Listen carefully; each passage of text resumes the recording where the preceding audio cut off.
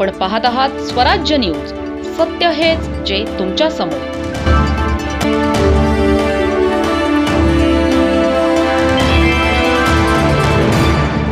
राज्यात मंकी पॉक्सचा शिरकाव. धुळ्यात पहिला रुग्ण आढळला. आरोग्य विभाग हाय अलर्टवर. राज्यात मंकी पॉक्सचा शिरकाव झाल्याने आरोग्य यंत्रणा हाय अलर्टवर आली आहे. धुळे जिल्ह्यात सौदी अरेबियाहून परतलेल्या 45 वर्षीय पुरुषाचा मंकी पॉक्स अहवाल पॉझिटिव्ह आला असून हा जिल्ह्यातील पहिला रुग्ण असल्याची माहिती हिरे वैद्यकीय महाविद्यालयाचे अधिष्ठाता डॉक्टर भामरे यांनी दिली. संबंधित रुग्णाला तात्काळ महाविद्यालयाच्या विलिनीकरण कक्षात ठेवण्यात आले आहे. सध्या त्याची प्रकृती स्थिर असून आरोग्य विभागाकडून आवश्यक ती काळजी घेतली जात आहे. रुग्णाच्या संपर्कात आलेल्या कुटुंबियांची तपासणी करण्यात आली असून त्यांचे अहवाल निगेटिव्ह आले आहेत, ज्यामुळे प्रशासनाला काहीसा दिलासा मिळाला आहे. तरीही आरोग्य विभागाने पुढील काही दिवस सर्व संपर्कातील व्यक्तींवर बारकाईने लक्ष ठेवण्याचे आदेश दिले आहेत. मंकी पॉक्स हा ऑर्थोपॉक्स व्हायरस गटातील विषाणूमुळे होणारा संसर्गजन्य आजार असून 1958 मध्ये प्रथम माकडांमध्ये आढळल्यामुळे त्याला मंकी पॉक्स असे नाव देण्यात आले. हा आजार संक्रमित व्यक्तीच्या त्वचेवरील फोड, पू, जखम किंवा कपड्यांच्या थेट संपर्कातून पसरतो. तसेच संक्रमित व्यक्तीच्या वस्तू, टॉवेल, अंथरूण किंवा श्वसनातून मोठे थेंब यामधूनही संसर्ग होऊ शकतो. या आजाराची प्रारंभिक लक्षणे म्हणजे ताप, अंगदुखी, डोकेदुखी, थकवा आणि गळ्यातील लसिका, ग्रंथी सुजणे अशी असतात. काही दिवसांनी शरीरावर पाण्याचे फोड उठतात, जे नंतर पूयुक्त होतात आणि शेवटी खपलीसारखे सुकतात. हा आजार साधारण 2 ते 4 आठवडे टिकतो. बहुतेक रुग्ण पूर्णपणे बरे होतात, मात्र रोगप्रतिकारक शक्ती कमी असलेल्या किंवा लहान मुलांमध्ये गुंतागुंत होऊ शकते. सध्या मंकी पॉक्ससाठी ठराविक औषधं उपलब्ध नसली तरी लक्षणांवर आधारित उपचार केले जातात. रुग्णाने विश्रांती घ्यावी, पुरेसा द्रवपदार्थ घ्यावा आणि त्वचेची स्वच्छता राखावी असे तज्ज्ञांनी सांगितले आहे. धुळे महानगरपालिकेत LED लाईट घोटाळा. कोट्यवधींच्या टेंडरमागे भ्रष्टाचाराचा वास.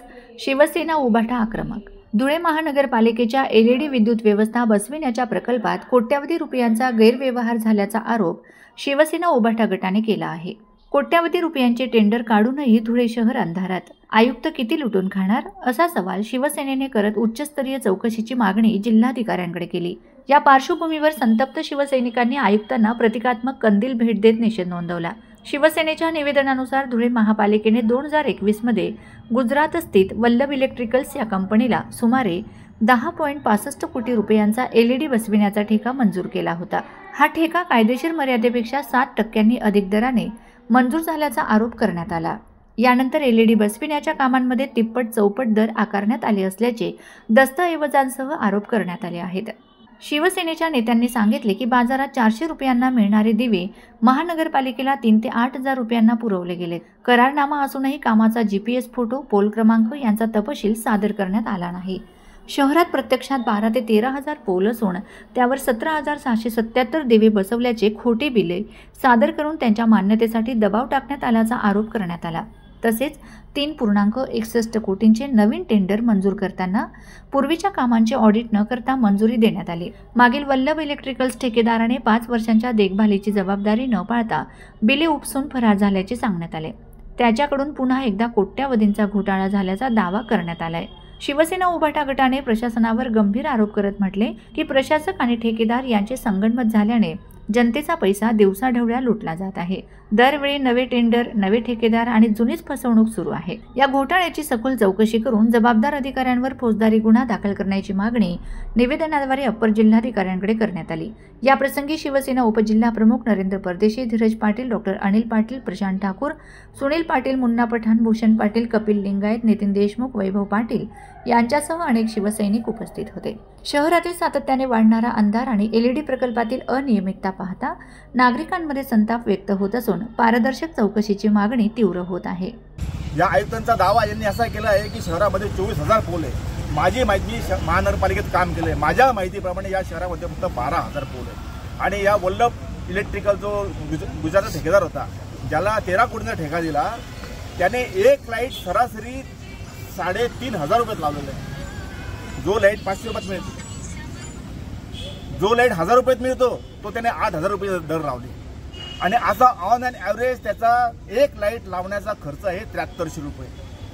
ते पण 7 कोटी जादा दराने देऊन. आणि आता गंमत पहा, जो आता पुण्याचा ठेकेदार आहे त्याचा 8% कमी ठेका, तरी त्याचा एक लाईट 11,500 रुपयाला पडतोय. अरे आयुक्त मॅडम, थोडीशी लाज बाळगा, जनाची नाही तर मनाची. तुम्ही महिला आहात, तुम्ही संवेदनशील असलं पाहिजे, तुमचीही काही जबाबदारी आहे, काहीतरी सामाजिक बांधिलकी आहे. तुम्ही किती खाणार आणि किती लुटार आमच्या धुळे शहराला. आता तो ठेका होता 13 कोटी रुपयाचा आणि त्याच्यानंतर त्यांनी 22 लाखाचं एक टेंडर काढलं, कोणालाच माहित नाही ते कुठे लावले लाईट, कोणालाच माहित नाही. आणि आता परत 55 लाखाचा एक आणि 3 कोटी 10 लाखाचा एक असे 2 ठेक्याचं स्थायी समितीमध्ये त्यांनी मंजूर केले. ते लावणार कुठे? शहरामध्ये. आणि मग ते 13 कोटी आपण खर्च केले, ते लाईट गेले कुठे? साक्री तालुक्याजवळील निजामपूर गावासमोरील हायवेवर राज्य उत्पादन शुल्काच्या भरारी पथकाने कंटेनरशी संबंधित मोठी कारवाई केली आहे. टाटा कंपनीच्या कंटेनर ट्रकमधून गोव्यातील विक्रीसाठी नेण्यात आलेले 1350 बॉक्स विदेशी मद्य जप्त करण्यात आले, ज्याची किंमत सुमारे 1,59,65,00,000 रुपये आहे. या प्रकरणी वाहन चालक श्रवणकुमार कृष्णाराम बिश्नोई यास महाराष्ट्र दारूबंदी कायद्याअंतर्गत अटक करण्यात आली असून गुन्हा नोंद करण्यात आला आहे. कारवाईचे आदेश डॉक्टर राजेश देशमुख, आयुक्त राज्य उत्पादन शुल्क महाराष्ट्र यांच्या मार्गदर्शनाने घेतले गेले. भरारी पथकाचे सह आयुक्त प्रसाद सुर्वे आणि उपअधीक्षक रवींद्र उगले यांच्या नेतृत्वाखाली ही कारवाई करण्यात आली. तर तपास अधिकारी दुय्यम निरीक्षक RV चव्हाण आहेत. स्थानिक पोलीस व महसूल कर्मचाऱ्यांनीही या कारवाईत साथ दिली. पुढील तपासात आंतरराज्यीय टोळीची संभवतः भूमिका असल्याचा संशय व्यक्त करण्यात आला आहे. आरोपींविरुद्ध आवश्यक कायदेशीर कारवाई सुरू असून मुद्देमालाचा ताबा आणि पुढील तपास सुरू आहे. नागरिकांना अवैधरित्या वाहतुकीबाबत सजग राहण्याचे पोलिसांचे आवाहन. सातपुड्यात गांजा शेती विरोधात धुळे पोलिसांची मोठी मोहीम. वन विभागासह संयुक्त कारवाई सुरू. शिरपूर तालुक्यात दुर्गम भागात शोध मोहीम. धुळे जिल्ह्यातील शिरपूर तालुका पोलीस स्टेशन हद्दीत सुमारे 48 गावं व 144 लहान मोठी पाडे आहेत. हा संपूर्ण परिसर सातपुडा पर्वतरांगेच्या पायथ्याशी असून मोठ्या प्रमाणावर जंगल क्षेत्र या हद्दीत येते. गेल्या काही वर्षात वनजमिनीवर अतिक्रमण करून शेतीचा विस्तार झाल्याने येथे अवैध गांजा शेतीचे प्रमाण वाढले आहे. शिरपूर पोलीस ठाण्याची हद्द पूर्व पश्चिम दिशेने जवळपास 50 किलोमीटरपर्यंत पसरलेली असून पूर्वेस आंबे आणि वरला तर पश्चिमेस मालकातर हे शेवटचे गाव येते. या हद्दीतील बहुतांश भाग वनविभागाच्या मालकीचा आहे. अनेक ठिकाणी जंगल क्षेत्रावर अतिक्रमण करण्यात आले असून काही ठिकाणी गुप्तपणे गांजाची शेती सुरू असल्याची माहिती पोलिसांना मिळाली आहे.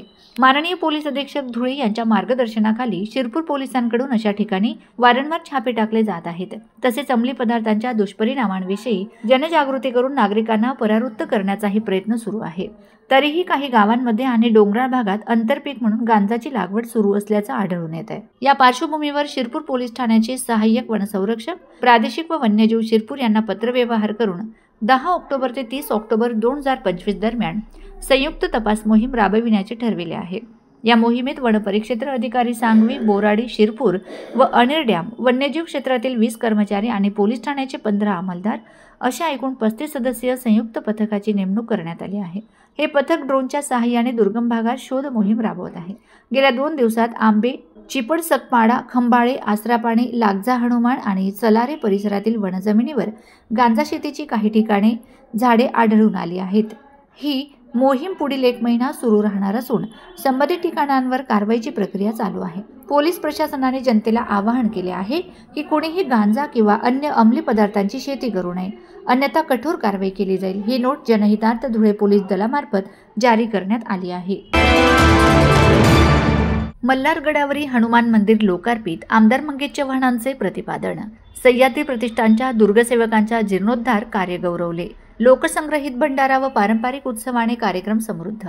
चाळीसगाव तालुक्यातील मल्हारगडावरील पुरातन हनुमान मंदिराचे जीर्णोद्धार सह्याद्री प्रतिष्ठानच्या दुर्गसेवकांच्या माध्यमातून करण्यात आले असून त्याचा लोकार्पण सोहळा मोठ्या उत्साहात पार पडला. या कार्यक्रमाचे प्रमुख उपस्थित आमदार मंगेश चव्हाण व संस्थापक अध्यक्ष डॉक्टर शमीक गोजमगुंडे होते. सोहळ्याच्या सुरुवातीला गडदेवता खंडोबाची आरती झाली आणि छत्रपती शिवरायांची पालखी पारंपरिक ढोल ताशे व संबळ यांच्या गजरात मिरवण्यात आली. आमदार मंगेश चव्हाण यांनी नारळ फोडून मंदिर प्रवेश करून लोकार्पण केले. या प्रसंगी बोलताना आमदार चव्हाण म्हणाले की देव, धर्म आणि देशासाठी मी सदैव कटिबद्ध आहे. सह्याद्री प्रतिष्ठानच्या दुर्गसेवकांसह मी खानदेशातील गडकिल्ल्यांच्या संवर्धनात भक्कम उभा राहीन. त्यांनी सांगितले की मल्हारगडावरील हे मंदिर त्यांच्या घामाचे प्रतीक असून संस्कृती टिकवण्यासाठी केलेले मोठे कार्य आहे. सह्याद्री प्रतिष्ठानचे संस्थापक डॉक्टर शमीक गोजमगुंडे म्हणाले की शेकडो वर्षांपूर्वी परकीय आक्रमकांनी उद्ध्वस्त केलेली मंदिरं पुन्हा उभारणे गरजेचे आहे. हिंदूंच्या मंदिरांवरील अत्याचाराला उत्तर देऊन नवनिर्माण करणे आवश्यक आहे. महाराष्ट्रातील तमाम गडकोटांवरील भग्नावशेष जतन करून नव्या पिढीपर्यंत पोहोचविणे ही आमची जबाबदारी आहे. सोहळ्यात सह्याद्री प्रतिष्ठानचे दुर्गसेवक मोठ्या संख्येने उपस्थित होते. तसेच चाळीसगाव शहर व तालुक्यातील राजकीय सामाजिक क्षेत्रातील अनेक मान्यवरांनी हजेरी लावली. कार्यक्रमाचे प्रास्ताविक केंद्रीय उपाध्यक्ष दिलीप घोरपडे यांनी केले. सूत्रसंचलन ॲडव्होकेट रणजित पाटील तर आभार प्रदर्शन गजानन मोरे यांनी केले. हा सोहळा लोकसंग्रहित भंडारा आणि पारंपरिक उत्सवाने समृद्ध झाला, ज्यामुळे उपस्थितांना धार्मिक आणि सांस्कृतिक वातावरणाचा अनुभव मिळाला. देवरी अभियांत्रिकीत red hat academy online courses शुभारंभ. श्री शिवाजी विद्याप्रसारक संस्थेच्या बापूसाहेब शिवाजीराव देवरी अभियांत्रिकी महाविद्यालयात कॉम्प्युटर इंजिनिअरिंग विभागात रेड हॅट अकॅडमी संचलित ऑनलाईन कोर्सेसचा नुकताच शुभारंभ करण्यात आला. या कार्यक्रमात उद्योजक विलास देवरे, महाविद्यालयाचे प्राचार्य प्राध्यापक डॉक्टर हितेंद्र पाटील, विभाग प्रमुख प्राध्यापक डॉक्टर इंद्रभान बोरसे, प्राध्यापिका सौ सुरेखा पाटील आदी मान्यवर उपस्थित होते. रेड हॅट अकॅडमीच्या माध्यमातून विद्यार्थ्यांना लिनक्स प्रणाली, Linux administration, open source technologies, enterprise systems आणि क्लाउड कॉम्प्युटिंग यासारख्या विषयांवर मोफत ऑनलाईन प्रशिक्षण दिले जाईल.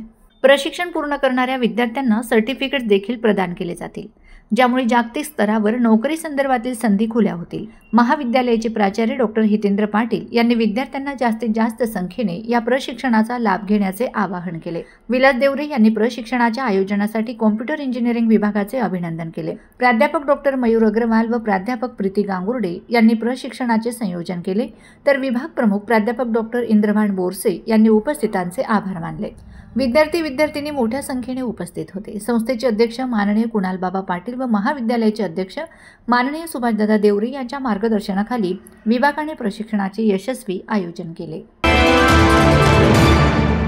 झेंडा चौकात रात्री लकडबग्गाचा विळखा, नागरिकांमध्ये भीतीचं वातावरण. शहरातील प्रभाग क्रमांक 1 अंतर्गत झेंडा चौक परिसरात सोमवारी रात्री 11:45 सुमारास सीसीटीव्ही कॅमेऱ्यात हायना तरस लगडबग्गा स्पष्टपणे दिसून आल्याने परिसरात प्रचंड खळबळ उडाली. सदर प्राणी सामान्यतः जंगलात राहतो. त्याचे दात तीक्ष्ण आणि जबडा मजबूत असतो. हा प्राणी कुत्रे, शेळ्या तसेच मनुष्यावर देखील हल्ला करू शकतो. विशेषतः रात्री रस्त्यावर फिरणाऱ्यांवर घटनेनंतर नागरिकांमध्ये भीतीचं वातावरण निर्माण झालं असून अनेकांनी रात्री बाहेर जाणं टाळलं आहे. मागील काही दिवसांपासून परिसरात कुत्र्यांचे ओरडणे वाढल्याने प्राणी आसपास फिरत असल्याचा अंदाज व्यक्त केला जात आहे. परिसर शिंदखेडा वनक्षेत्राच्या हद्दीत येतो. नागरिकांनी वनपरिक्षेत्र अधिकारी मंगेश कांबळे यांना लेखी पत्र पाठवून पिंजरे लावून पकड मोहीम सुरू करण्याची मागणी केली आहे. वन विभागाने त्वरित तपासणी करून लकडबग्ग्याचा शोध घेणे आवश्यक आहे. अन्यथा अनिष्ट घटना घडल्यास जबाबदारी प्रशासनावर राहील, अशी नागरिकांची तीव्र भावना आहे. रात्री उशिरा बाहेर पडणे टाळावे. लहान मुलांना घराबाहेर खेळू देऊ नये. प्राणी दिसल्यास त्वरित 1926 वन विभाग हेल्पलाईन किंवा स्थानिक प्रशासनाला कळवावे, असे आवाहन नागरिकांसाठी करण्यात आले आहे. डॉक्टर मोनिका शिंपी यांना राष्ट्रीय लीडरशिप आयकॉन पुरस्कार. मुंबईत राज्यस्तरीय सन्मान समारंभ. अभिनेत्या, सामाजिक कार्यकर्ते व साहित्यिक उपस्थित. लोकगौरव राष्ट्रीय एकात्मता परिषद MVS वाशी, नवी मुंबई यांच्या संयुक्त विद्यमाने डॉक्टर मोनिका शिंपी यांना राष्ट्रीय प्राऊड लीडरशिप आयकॉन राज्यस्तरीय पुरस्कार प्रदान करण्यात आला. हा सन्मान साहित्य मंदिर सभागृह सेक्टर नंबर 6 MGM रुग्णालय मुंबई येथे आयोजित समारंभात देण्यात आला. कार्यक्रमाची मुख्य उपस्थिती लेफ्टनंट कर्नल निलेश झोपे, अध्यक्ष AK शेख, ज्येष्ठ गझलकार व साहित्यिक आदिती सारंगधर, सिनेमा अभिनेत्री रामचंद्र नागरगोजे, सहाय्यक पोलीस आयुक्त मुंबई उषा दत्त, ज्येष्ठ समाजसेविका अल्ताफ शेख, सुप्रसिद्ध चित्रपट दिग्दर्शक, वर्ल्ड रेकॉर्ड विजेते तसेच केतकी गवाडे व ND शेख उपस्थित होते. समारंभात मुक्त आदिवासी महिला बहुउद्देशीय संस्थेच्या अध्यक्षा डॉक्टर मोनिका शिंपी यांचा विशेष गौरव करण्यात आला. कार्यक्रमादरम्यान उपस्थितांनी त्यांच्या कार्याचा, सामाजिक योगदानाचा आणि नेतृत्व क्षमतेचा सन्मान केला. या पुरस्काराद्वारे डॉक्टर शिंपींच्या सामाजिक कार्याची राष्ट्रीय पातळीवर दखल घेण्यात आली असून महिलांच्या सशक्तीकरण आणि समाज कल्याणासाठी त्यांचे कार्य प्रेरणादायी ठरले आहे. गेल्या अनेक वर्षापासून 35 वर्षापासून मी सामाजिक कार्य करत आहे. मला आतापर्यंत राष्ट्रपती पुरस्कार डॉक्टर द्रौपदी मुर्मू मॅडम आहेत त्यांच्या हस्ते मला मिळालेला आहे. डॉक्टर बाबासाहेब आंबेडकर समाजभूषण एकनाथ शिंदे साहेबांच्या हस्ते मला मिळालेला आहे. आणि असे अनेक पुरस्कार मला 1200हून अधिक महाराष्ट्रात नाही तर ऑल इंडियामधून मला मिळाले आहेत. आणि माझं सामाजिक उपक्रम HIV असेल किंवा अंध अपंग लोक असतील किंवा रुग्ण असतील अशा लोकांची माझी रात्रनिवा अहोरात्र सेवा असते. आणि